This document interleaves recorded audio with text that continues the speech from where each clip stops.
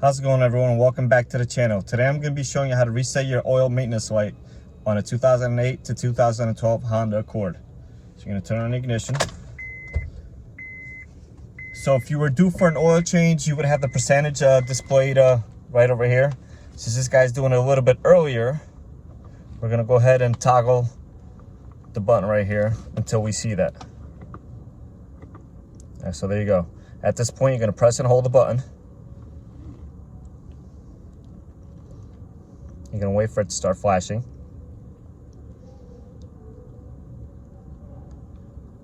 All right, at that point, you release and you press and hold again.